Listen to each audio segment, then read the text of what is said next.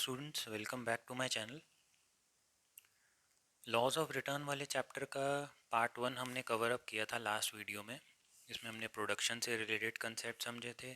उसके बाद हमने प्रोडक्शन फंक्शन, फिर इसमें मैंने आपको एक एग्जांपल के साथ बताया था टोटल प्रोडक्ट, मार्जिनल प्रोडक्ट और एवरेज प्रोडक्ट कैसे निकलते हैं। 3 स्टेजेस हमने इसके शेड्यूल से देखी थी। Stage 1 increasing return, diminishing return and then stage 3 negative returns. अब इससे रिलेटेड अब हमें देखना है कि इसके डायग्राम्स और उनसे रिलेशनशिप कैसे बनेगा।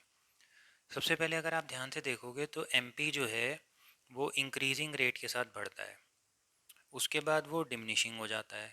जब वो डिमिनिशिंग हो जाता है तो टोटल प्रोडक्ट राइज तो करता है, बट उसका जो राइज करने का रेट है वो डिमिनिशिंग रेट है। इसका मतलब ये हुआ कि TP is increasing first at an increasing rate, then TP is increasing but at a diminishing rate. वो डिमिनिशिंग रेट के साथ बढ़ता है, उसके बाद वो फॉल हो जाता है। क्यों फॉल होता है? क्योंकि एमपी जो है वो ज़ीरो होने के बाद नेगेटिव हो जाता है। तो मार्जिनल प्रोडक्ट ज़ीरो के बाद जब नेगेटिव जाएगा तो टीपी वहाँ से फॉल हो जाएगा। इस चीज़ को अब आप डायग्राम के पॉइंट ऑफ व्यू से समझिए। तो हमने इनका रिलेशनशिप और डायग्राम यहाँ पे समझना है इस वीडियो में। तो zero x axis y axis, यहाँ पे नीचे रहेंगे आपके यूनिट्स या फिर क्वांटिटी ऑफ लेबर। और अभी मैं यहाँ पे बना रहा हूँ टोटल प्रोडक्ट का डायग्राम।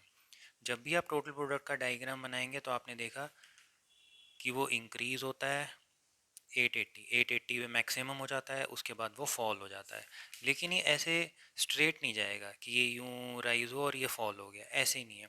इसमें कुछ बेंड्स आएंगे और वो बेंड्स ही हमारी स्टेजेस को डिसाइड करेंगे। तो टोटल प्रोडक्ट जब भी आप बनाते हो तो आपको उसको इस तरह से बनाना है। सी, दिस इज़ द वे। तो ये इसको हम लोग एस शेप कर्व भी बोलते हैं। आप देख रहे हो ये हल्की सी एस की शेप ले रहा है। और इसके साथ आपको नीचे ए पी और एम पी बनाने हैं। तो zero x axis y axis, यहाँ पे हमारे वही यूनिट्स या क्वांटिटी, और यहाँ पे अब हम बनाएंगे A P and M P. तो एवरेज प्रोडक्ट और मार्जिनल प्रोडक्ट। अब एवरेज और मार्जिनल जब आप बनाओगे तो आपको ध्यान रखना है कि ए पी जो है वो राइज करेगा फिर फॉल करेगा, लेकिन एम पी जो है वो राइज करके एपी से पहले ऊपर जाएगा फिर उसको कट करके नीचे चला जाएगा। तो एमपी यहाँ पे ज़ीरो हो जाएगा। अब इसमें एक बात और ध्यान रखनी है। अगर आप ये वाला चार्ट देखोगे, व्हेन एमपी ज़ीरो, टीपी क्या होता है वहाँ पे? मैक्सिमम होता है। तो टीपी का जो मैक्स वाला पॉइंट आना चाहिए आपका ये वाला पॉइंट, और एमपी का जो ये वाला पॉइंट आना चाहिए ज़ीरो वाला पॉइंट, ये आपका सिमेट्री में आना चाहिए। तो आप स्केल लेके पहले ये पॉइंट बना के फिर डायग्राम बना सकते हो। तो हमने स्केल लेके पहले ये बनाया, इसको यहाँ पे मार्क कर लिया। उसके बाद एमपी को हमने वहीं से गिराना है। MP zero, TP starts falling. अब देखते हैं यहाँ पे स्टेज नंबर 1 और 2 क्या होती है।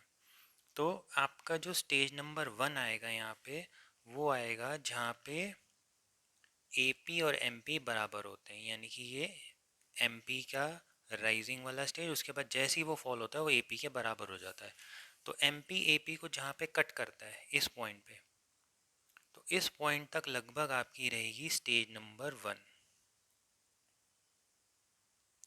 तो ये आ गई हमारी स्टेज नंबर 1। अब एमपी जब यहाँ से कट करने के बाद ज़ीरो तक जाता है तो ये होती है आपकी stage number 2, stage of diminishing return. और एमपी जब ज़ीरो होने के बाद यहाँ पे नेगेटिव होना स्टार्ट हो जाता है तो वहाँ से टीपी फॉल हो जाता है, तो ये बनती है आपकी stage number 3। Okay, so these are the 3 stages.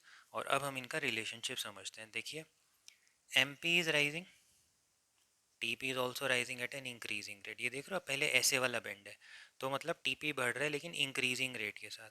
फिर उसके बाद आप ध्यान दोगे तो ऐसे वाला बेंड है, यहाँ पे भी टीपी इंक्रीज हो रहा है लेकिन डिमिनिशिंग रेट के साथ इंक्रीज हो रहा है। उसके बाद जब एम पी ए पी को यहाँ पॉइंट पे कट करेगा वहाँ तक हम लोग इसकी स्टेज नंबर 1 मार्क कर लेंगे। तो ये पूरी स्टेज 1 हो गई। जब एम पी कट करके ज़ीरो तक पहुँचेगा तो वो स्टेज नंबर 2 हो गई। जब एम पी इसको कट करके नेगेटिव हो जाएगा तो वो स्टेज 3 हो गई, व्हेन टीपी स्टार्ट्स फॉलिंग। तो एम पी और टी पी का रिलेशनशिप आपको क्लियर है। M P is rising, T P is also rising at an increasing rate, M P is falling, T P is rising at a diminishing rate, M P is zero, T P is maximum, M P is negative, T P starts falling. तो ये relationship हमारे M P और T P के बनते हैं। उसके बाद इसी तरह से अगर आप ए पी और एम पी का रिलेशनशिप देखोगे, लास्ट वीडियो में भी मैंने आपको बताया था कि एमपी और एपी, मार्जिनल और एवरेज, जब दोनों भागेंगे तो मार्जिनल को भागने की जल्दी होगी, और जब ये दोनों गिरेंगे तो मार्जिनल को गिरने की भी जल्दी होगी। तो ये चीज़ हम यहाँ से देखते हैं। ठीक, M P and A P are rising, ये देख रहे हो आप, दोनों राइज कर रहे हैं, M P will rise faster, इसके ऊपर जा रहा है देखो। और फिर जब इनका गिरने का ट्रेंड आया, इनको गिरते हुए देखो, एम पी ए पी को कट करके बिल्कुल डायरेक्टली नीचे गिर गया, लेकिन ए पी अभी धीरे धीरे गिर रहा है। तो when M P and A P are falling, M P will fall faster. इसीलिए एम पी ए पी को हमेशा ऊपर से कट करेगा, it will cut A P curve from above, और जहाँ पे एम पी ए पी को कट करता है वहाँ पे ए पी अपने मैक्स पे होता है। तो आपको ये कंसेप्ट ध्यान रखने, न्यूमेरिकली हमें इनको प्रूव नहीं करना कि हम बिल्कुल ग्राफ पे जो है एक्यूरेसी के साथ पूरे पॉइंट्स मार्क करके बनाने। इट्स ओनली द कंसेप्ट आपको ध्यान रखना है। टीपी कर्व की शेप हमेशा एस शेप रखनी है। और एक पॉइंट और टीपी में, ये एक पॉइंट आप देखो अगर ध्यान से, तो पहले इसमें ये ऐसे वाला बेंड था, उसके बाद इसने अपनी शेप चेंज करनी स्टार्ट कर दी तो ये वाला बेंड आ गया। तो ये जो पॉइंट होता है इसको हम लोग किस नाम से जानते हैं? Point of inflection. This is known as point of inflection. So point of inflection is that point on a TP curve where it is changing its shape. From increasing rate it is getting into diminishing rate. Okay.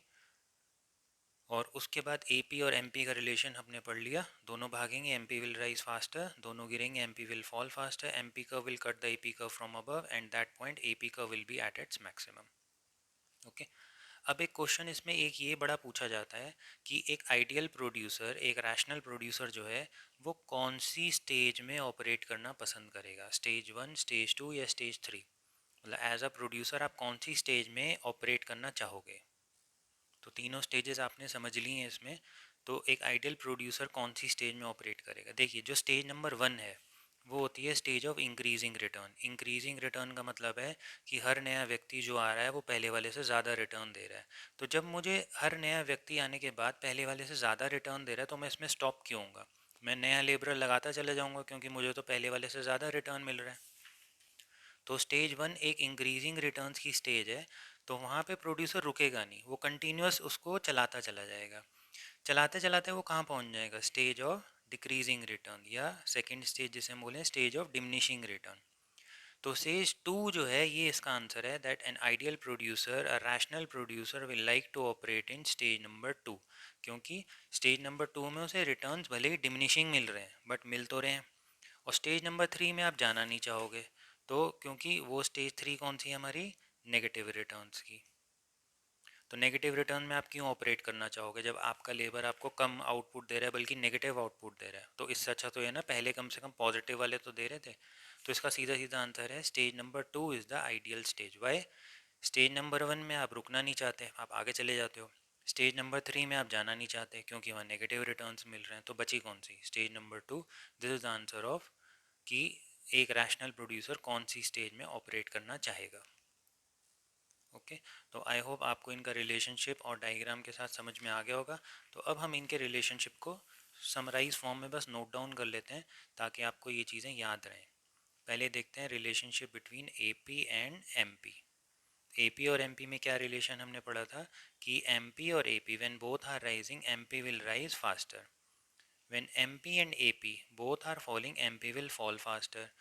MP curve will cut the AP curve from above। हमने पढ़ा था अभी ये, MP curve AP curve को ऊपर से cut करेगा और जहाँ पे वो उसे कट करेगा AP वहाँ पे मैक्सिमम होगा या फिर वो कांस्टेंट हो जाएगा। कौन से पॉइंट पे? इस वाले पॉइंट पे जहाँ पे MP कर्व उसको कट करता है। ओके, ये हमने डायग्राम से भी देख लिया। इसी तरह से अगर आपको रिलेशनशिप बनाना हो, relationship between TP and MP, तो उसमें क्या रिलेशनशिप होता है? हमने देखा था MP जब इंक्रीज होता है, when MP is increasing, TP is increasing at increasing rate. तो TP भी इंक्रीज होगा लेकिन इंक्रीजिंग रेट के साथ। When MP is falling, TP is increasing but at a diminishing rate. तो ये हमने देखा MP फॉल हो रहा है, देखिए MP फॉल तो हो रहा है बट TP कहाँ फॉल हुआ? TP तो बढ़ ही रहा है लेकिन वो डिमिनिशिंग रेट के साथ बढ़ रहा है। फिर उसके बाद हमने क्या पढ़ा? When MP is 0, TP will be at its maximum, and as soon as MP becomes negative, TP starts falling. तो ये कुछ रिलेशनशिप आप इनके बना के याद कर सकते हो। ओके, तो इसी चीज़ को अब हमने क्या पढ़ा था, जो तीनों स्टेजेस को अगर हम कंबाइन कर देते हैं, तो ये जो तीनों स्टेजेस हमने पढ़ी, स्टेज नंबर 1 कौन सी थी, स्टेज ऑफ इंक्रीजिंग रिटर्न, फिर स्टेज नंबर 2 जो थी वो थी स्टेज ऑफ डिमिनिशिंग रिटर्न, और स्टेज नंबर 3 जो थी वो थी स्टेज ऑफ नेगेटिव रिटर्न। इन तीनों को जब आप कंबाइन कर दोगे तो वो क्या कहलाएगा, लॉ ऑफ वेरिएबल प्रोपोर्शन। तो लॉ ऑफ वेरिएबल प्रोपोर्शन आपका कौन से उसमें चलेगा टाइम पीरियड में, शॉर्ट रन में ही चलेगा।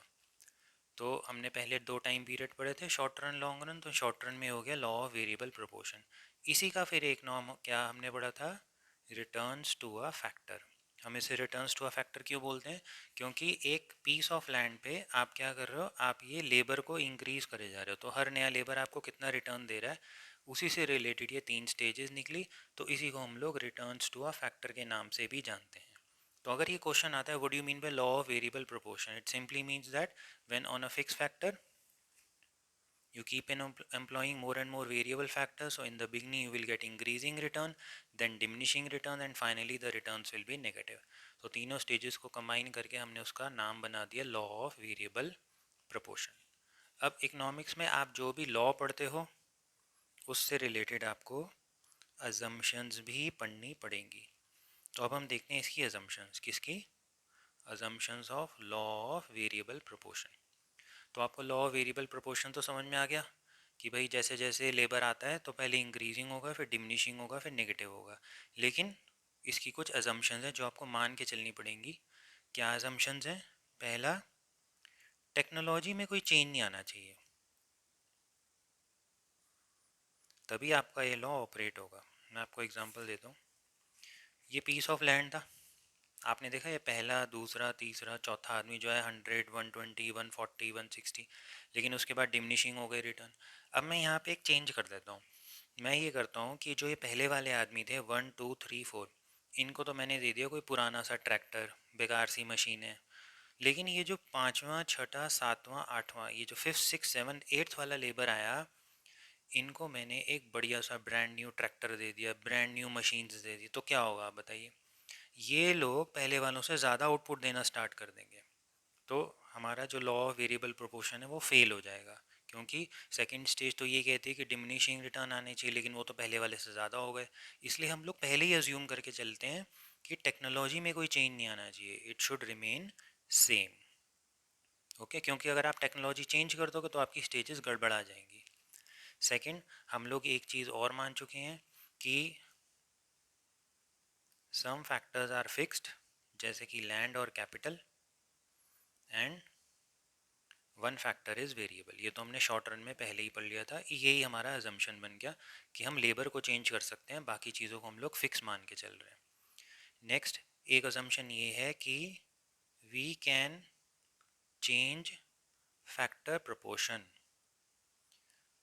अब इसका क्या मतलब है कि we can change factor proportion, इसका मतलब ये है कि आप उतनी ही ज़मीन पे और लेबर लगा सकते हो, ये अलाउड है। ऐसा नहीं कि और लेबर लगाने के लिए आपको और ज़मीन खरीदनी पड़ेगी तभी और लेबर काम करेगी। हम लोग ये मान रहे हैं कि हम फैक्टर प्रोपोर्शन चेंज कर सकते हैं। So it means that more labour can be applied on the same land. ये ज़रूरी नहीं है कि for applying more labour we need more fix factors. तो हम लोग ये अज्यूम करके चल रहे हैं कि हम ये फैक्टर प्रोपोर्शन को चेंज कर सकते हैं। और लास्ट एक असम्पशन हम इसमें ये मान के चलते हैं कि all the units of variable factor, जो कि इस केस में है हमारा labour, all the units of variable factor are equally efficient, यानी कि सेम, यानी कि होमोजीनियस। तो वो बिल्कुल सेम कांस्टेंट टाइप के होने चाहिए। अब मैं इसका एग्जांपल देता हूँ फिर से आपको। ये जो पहला दूसरा तीसरा चौथा आदमी मैंने लगाया लेबर में, तो ये लगाया मैंने बहुत ही नॉर्मल से इंसान, काम करने वाले जैसे जो लेबर होते हैं ना, नॉर्मल से हैं, मतलब बहुत ज़्यादा स्ट्रेंथ वाले भी नहीं और बहुत ज़्यादा वीक भी नहीं है, नॉर्मल पर्सन हैं। लेकिन ये जो फिफ्थ सिक्स सेवन्थ एट्थ वाले लगाए मैंने, ये मैंने लगा दिया कुछ 4-5 बॉडी बिल्डर्स। तो अकेला आदमी 4-4 लोगों का काम करने बैठ गया, फिर मेरी स्टेज गड़बड़ा नहीं जाएगी यहाँ पे। मतलब पहले ही मुझे इंक्रीजिंग रिटर्न मिल रहे थे, अब इसके बाद क्या होगा, और ज़्यादा इंक्रीज़ हो जाएंगे। जबकि सेकेंड स्टेज में तो ये है कि भाई आपके रिटर्न्स डिमिनिशिंग रेट से चलने चाहिए, तो यहाँ तो रिटर्न्स गिर जाने चाहिए थे, लेकिन वो तो और इंक्रीज़ हो जाएंगे। क्यों हो जाएंगे? क्योंकि मैंने क्वालिटी ऑफ लेबर चेंज कर दी। तो इसीलिए हम लोग अज्यूम करके चल रहे हैं कि भाई जिस तरह की लेबर आप लगा रहे हो उसी तरह की लेबर कंटिन्यू चलती रहेगी, तो ही आपका ये लॉ इक्वली एफिशिएंटली ऑपरेट करेगा। तो all the units of variable factor should be equally efficient, same in all respects, they should be homogeneous। तो उनमें चेंज आ गया तो फिर हमारी जो स्टेजेस हैं उनमें गड़बड़ हो जाएगी। ओके, तो इसके बाद हमारा एक लास्ट पार्ट इसमें रह जाता है। आपने ये तो पढ़ लिया कि ये लॉ में हमने कि पहली स्टेज होती है इंक्रीजिंग की, सेकंड होती है डिमिनिशिंग की, और थर्ड होती है नेगेटिव की। तो अब हम देखते हैं कि इनके कॉजेज़ क्या क्या हैं, कि भाई क्यों पहले इंक्रीजिंग होती हैं। तो सबसे पहले कॉज देखते हैं हम किसका, कॉजेज़ ऑफ इंक्रीजिंग रिटर्न्स। शुरुआत में आपके जो रिटर्न्स हैं वो इंक्रीज़ क्यों होते हैं, हमने पढ़ा था। ये जो हमने ये ज़मीन पे लेबल लगाया, आपने देखा स्टार्टिंग में 1 2 3, हर नया व्यक्ति जो आ रहा है वो मुझे इंक्रीजिंग रिटर्न दे रहा है। अब सवाल है क्यों दे रहा है, इसका कारण क्या है। पहला रीज़न बहुत simple, fuller utilisation of fix factor. भाई आपकी जो ज़मीन थी उस पर अभी तक जब कोई काम कर ही नहीं रहा था तो कैसे आएगा रिटर्न, ज़ीरो रिटर्न था। लेकिन जैसे जैसे हम उसमें मोर एंड मोर लेबर लगाने लगे तो हम क्या कर रहे हैं, हम उस फिक्स फैक्टर को फुल्ली यूटिलाइज कर रहे हैं, इसलिए हमारे रिटर्न जो हैं वो पहली स्टेज में इंक्रीज़ हो जाते हैं। ओके, सेकंड जो रीज़न है इसका इंक्रीजिंग रिटर्न के आने का, वो है division of labour. Division of labour का मतलब आपको पता है, जो व्यक्ति जिस काम को करने में एक्सपर्ट है उसको वो वाला काम देना। तो ये पीस ऑफ लैंड था, स्टार्टिंग में हमने ये लेबर लगाए यहाँ पे, पहला दूसरा तीसरा चौथा। तो अब ये जो फर्स्ट वाला लेबर है ये कहने लगा कि मैं ट्रैक्टर चलाने में एक्सपर्ट हूँ, तो हमने कहा ठीक है भाई तो तुम ट्रैक्टर चलाओ। अब ये सेकंड वाला है, ये कहने लगा मैं तो सीड्स डालने में बड़ा एक्सपर्ट हूँ, बीज डालने में मुझे पता है कैसे कहाँ पे कितना डिस्टेंस रखना है क्या करना है, तो हमने बोला ठीक है भाई तुम ये काम करो। अभी जो थर्ड वाला है ये कहने लगा मैं फसल की हार्वेस्ट करने में बड़ा एक्सपर्ट हूँ, फसल कैसे काटनी है उसको स्टोर कैसे करना है।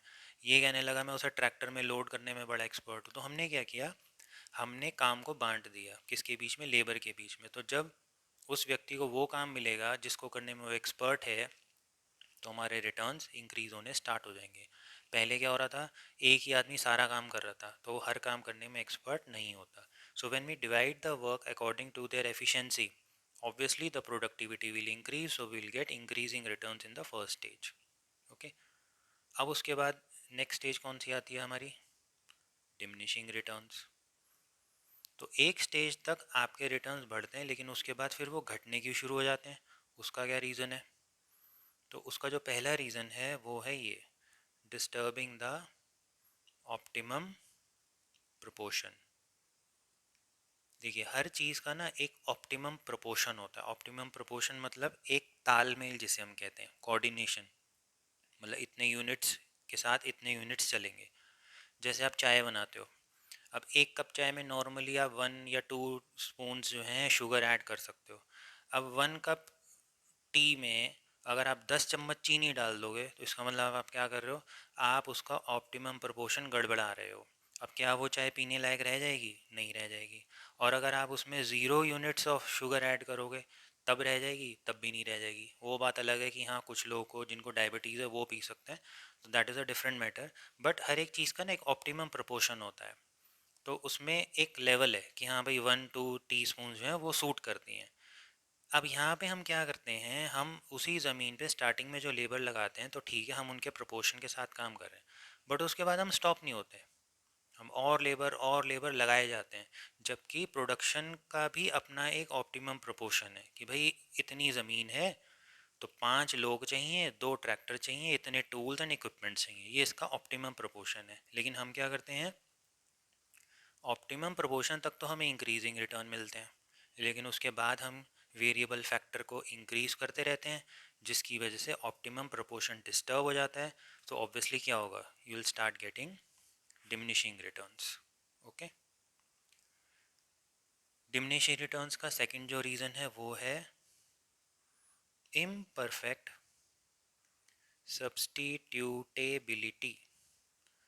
ये वर्ड थोड़ा सा लेंदी है, सब्सटीट्यूटेबिलिटी, ये वर्ड आया सब्सटीट्यूट से। तो imperfect substitutability of factors of production, तो पूरा जो रीज़न है वो ये है, imperfect substitutability of factors of production. देखिए सब्स्टिट्यूट जो होते हैं वो दो प्रकार के होते हैं, दो टाइप्स के होते हैं। एक होते हैं परफेक्ट सब्स्टिट्यूट्स और एक होते हैं इम्परफेक्ट सब्स्टिट्यूट्स। परफेक्ट सब्स्टिट्यूट्स वो हैं कि भाई एक नहीं आया तो दूसरा है, सेम काम होगा। इम्परफेक्ट सब्स्टिट्यूट्स मतलब एक नहीं चला तो दूसरे को हम लगा तो सकते हैं, लेकिन वो वाला काम नहीं करेगा जो पहले वाला कर रहा है। तो इसका डिमिनिशिंग रिटर्न से क्या कनेक्शन है? हम तो ये पढ़ रहे हैं ना कि भाई ज़मीन पे जब हम लेबर लगाते हैं तो रिटर्न डिमिनिशिंग क्यों हो जाते हैं। वो इसलिए है क्योंकि हम केवल एक ही फैक्टर को चेंज करे जा रहे हैं, चेंज करे जा रहे हैं। ना हम लैंड इंक्रीज कर रहे हैं, ना हम इनको कैपिटल और दे रहे हैं, ना हम यहाँ पे मशीन्स और लगा रहे हैं। तो हम क्या कर रहे हैं, लेबर को कैपिटल से और कैपिटल को लेबर से सब्स्टिट्यूट किया जा सकता है, लेकिन only up to a certain extent, कुछ समय तक बस। तो आपका जैसे आज मान लो ये ज़मीन है, इसमें आपके लेट सपोज 8 लोग काम करते हैं और 2 ट्रैक्टर्स चलते हैं। आज आपके 4 जने छुट्टी पे चले गए, तो क्या आप ये बोल सकते हो कि 2 ट्रैक्टर्स और लगा लो वो काम कर लेंगे? अरे तो चलाएगा कौन उनको? तो अगर लेबर नहीं आई तो मशीन क्या काम करेगी? कुछ भी नहीं। अच्छा, आपके 2 ट्रैक्टर चलते थे वो दोनों ही ख़राब हो गए, क्या अब आप ये बोल सकते हो कि यहाँ पे 5 जने और लगा दो तो जो काम ट्रैक्टर कर रहे थे वो कर लेंगे? Not possible. तो ट्रैक्टर का काम वही करेगा, कैपिटल मशीन का काम वही करेगा, लेबर का काम वही करेगा। तो इसमें हम क्या लिखेंगे, ये दोनों एक दूसरे के इम्परफेक्ट सब्स्टिट्यूट्स हैं, ये परफेक्ट सब्स्टिट्यूट्स नहीं है। तो we can substitute labour with capital, capital with labour, but only up to a certain extent. Beyond that limit अगर आप उसके बाद भी कोशिश करते रहोगे तो आपके रिटर्न्स बढ़ेंगे नहीं, वो घटने स्टार्ट हो जाएंगे, क्योंकि ये दोनों एक दूसरे के इम्परफेक्ट सब्स्टिट्यूट्स बन जाते हैं। ओके, तो लास्ट हमने कौन सी स्टेज पढ़ी थी? Causes of negative returns. तो आपकी तीनों स्टेजेस में जो लास्ट स्टेज है नेगेटिव रिटर्न्स, कि भाई एक समय के बाद फिर रिटर्न्स नेगेटिव क्यों हो जाते हैं। बहुत ही सिंपल रीजंस हैं इसके। पहला, ओवर क्राउडिंग। आपने देखा था यहाँ पे हर नया व्यक्ति जो आया पहले इंक्रीजिंग रिटर्न मिले, फिर डिमिनिशिंग उठे। ये 9th पे 0 हो गया था हमारा आउटपुट, मतलब ये जो 9th वाला आदमी आया था इसने कुछ आउटपुट दिया ही नहीं। फिर 10th और 11th ने तो उल्टा नेगेटिव कर दिया। क्यों करा? क्योंकि यहाँ ओवर क्राउडिंग हो गई। मतलब इस ज़मीन पे प्रॉपरली काम करने के लिए 8 लोगों की जगह थी, लेकिन हम रुके नहीं, हम और उनके लेबर के यूनिट्स बढ़ाए जा रहे हैं। तो फिर क्या हुआ, काम करने के लिए उनके पास मशीन्स कम पड़ जाएंगी। फिर जब बहुत सारे झुंड हो जाएगा, भीड़ हो जाएगी, तो वो एक दूसरे के काम को डिस्टर्ब करेंगे। तो ओवरऑल क्या होगा, हमारे जो आउटपुट है वो नेगेटिव चला जाएगा। ओके। सेकंड, ये भी इसी से रिलेटेड है, मैनेजमेंट प्रॉब्लम। इतने सारे वर्कर्स को मैनेज करना भी कौन सा आसान है। आप बोलोगे भाई ये है फील्ड, इतने सारे लेबर उठा के लगा दिए, अब आप इसको देखोगे तब तक ये कुछ काम कर रहा होगा, कुछ नहीं कर रहा होगा, ये बैठ के गप्पे मार रहा। फिर आप इसको देखोगे तो ये कुछ काम नहीं कर रहा, आप इसको टोकोगे, वो बोलेगा ये नहीं कर रहा, वो बोलेगा मैं नहीं कर रहा। ये एक दूसरे के ऊपर फिर ब्लेम गेम करेंगे। तो it is very difficult to manage so many workers. What will happen, they will start avoiding the work. और फिर ये क्या करेंगे, they will try to shift responsibility to other workers. इसकी वजह से क्या होता है, फिर हमारी ओवरऑल जो प्रोडक्टिविटी है वो रिड्यूस हो जाती है। तो नेगेटिव रिटर्न्स के बड़े दो सिंपल से रीज़न है, एक तो ओवर क्राउडिंग हो जाती है और दूसरा इतने सारे लोगों को मैनेज करना भी बड़ा मुश्किल हो जाता है। ओके, तो यहाँ पे हमारा ये चैप्टर क्लोज हो जाता है। तो एक बार बस समराइज फॉर्म में आप ये समझ लीजिए कि शॉर्ट रन में आपको जो ये लॉ पढ़ाया गया 3 स्टेजेस वाला, उसका नाम था लॉ ऑफ वेरिएबल प्रोपोर्शन।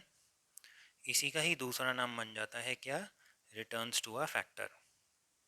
और यही जो लॉ जब लॉन्ग रन में चला जाता है तो उसका नाम बन जाता है रिटर्न्स टू स्केल। हालांकि लॉन्ग रन हमारे कोर्स में नहीं है, बट स्टिल आपको पता होना चाहिए कि यही वाला जो लॉ है वो वहाँ जाके बन जाता है रिटर्न्स टू स्केल। ओके, तो यहाँ पे अब हम इसको फिनिश करेंगे। तो अगर आपको ये वीडियो पसंद आई हो, do share, like, subscribe my channel. Thank you.